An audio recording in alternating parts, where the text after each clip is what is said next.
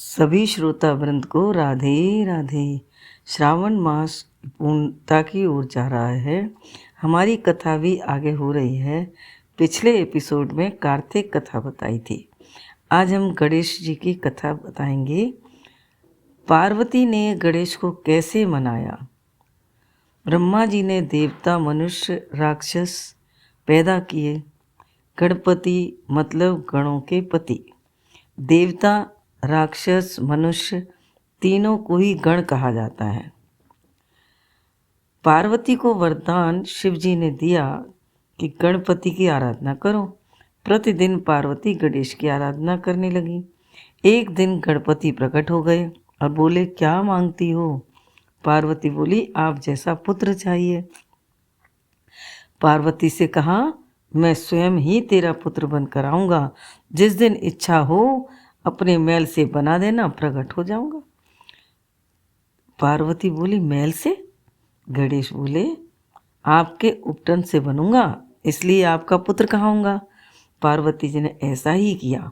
उपटन से गणेश जी की मूर्ति बनाई और आह्वान किया, मंत्र फूंक दिया। गणपति भगवान प्रकट हो गए। बोलो गणपति भगवान की जय। सारे देवता दर्शन करने आए, शनिदेव नहीं आए। पार्वती को बुरा लगा। शनिदेव ने कहा, मुझे काहे को दिखाती हो? मेरे देखते ही 7:30 लग जाएगी। पार्वती नहीं माना। शनिदेव ने जैसे ही देखा, गणपति का मुंह काला हो गया। माता ने एक दिन गणपति को पहरे पर बिठा दिया और कहा कि जब तक मैं न कहूँ तब तक किसी को मत आने देना। भोलेनाथ आए, उनको अंदर नहीं जाने दिया गणपति ने। शिवजी बोले, तू कौन है? बालक बोला, मैं जाने नहीं दूंगा। दोनों ओर झगड़ा हुआ, वह भी तगड़ा। सभी देवता आ गए। सारे देवता बालक के डंडे से हार गए। ईश्वर के रूप में माँ का आशीर्वाद प्राप्त था। सभी देवताओं को हरा दिया। शिवजी ने त्रिशूल से गर्दन अलग कर दी और अंदर चले गए। पार्वती ने शिवजी से पूछा, तुम अंदर कैसे आ गए? शिवजी ने कहा, दरवाजे पर कौन काला सा बालक था? पार्वती को बड़ा क्रोध आया, रोने लगी। तब शिवजी ने कहा, मैं तेरे बच्चे को वापस जिंदा कर दूंगा। भगवती शांत हुई। उत्तर दिशा में जाओ और जो भी सबसे पहले मिले उसका सिर काट कर लाओ। विष्णु जी गए, हाथी का बालक मिला, उसका सिर काट कर ले आए। शिव ने चंद्रमा से अमृत लिया और प्राण फूंक दिए। तब से विनायक गजानन बन गए। बोलो गजानन भगवान की जय। गजाननं भूतगणादिसेवितं कपितजम्बू फलचारुभक्षणं उमासुतं शोकविनाशकारकं नमामि विघ्नेश्वराय पादपंकजम। अब पार्वती जी बोली, एक माँ का बेटा छिन जाए तो बड़ी तकलीफ होती है। तुमने हाथी का सिर अलग लगाकर मुझे तो खुश कर दिया, पर हाथी की माँ तो दुखी होगी। मुझे नहीं चाहिए, मैं तो बिना पुत्र के रह जाऊंगी। शिवजी हंसने लगे, तूने ही तो सिर लगाने की बात कही थी। अब सुनो, हाथी का सिर क्यों लगा? हाथी को दुर्वासा का शाप लगा था। एक बार दुर्वासा ऋषि शांतनु राजा के यहाँ से आ रहे थे। ऐरावत पर हाथी पर इंद्र आ रहा था। इंद्र ने प्रणाम किया। दुर्वासा जी ने माला इंद्र को दे दी। इंद्र ने वह माला हाथी को पहना दी। हाथी वह माला पहन ली और सिर हिलाकर नीचे डाल के कुचल डाली।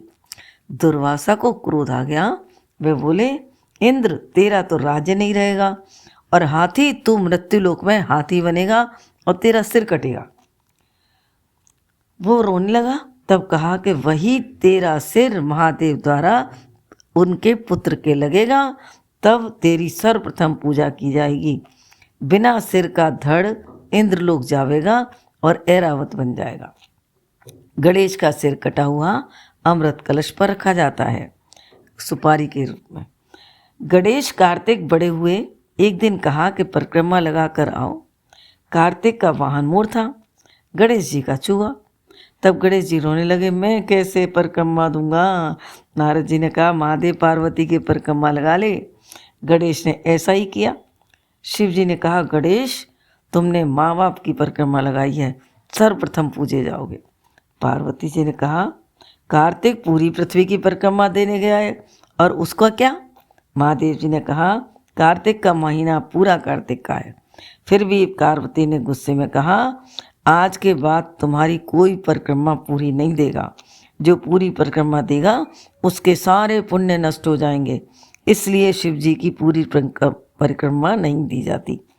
गणेश जी का विवाह विश्वदेव गंधर्व की पुत्रियों से हुआ। नाम था रिद्धि सिद्धि और उनके 2 पुत्र हुए, शुभ और लाभ। बोल गणपति भगवान की जय। इसलिए पार्वती जी के गणेश जी की पूजा होती है, रिद्धि सिद्धि की पूजा है और शुभ लाभ हमेशा दरवाजे पर लगाए जाते हैं। पूजा करते हैं जब लक्ष्मी जी की, तब भी शुभ लाभ को रखा जाता है। बोल गणपति भगवान की जय।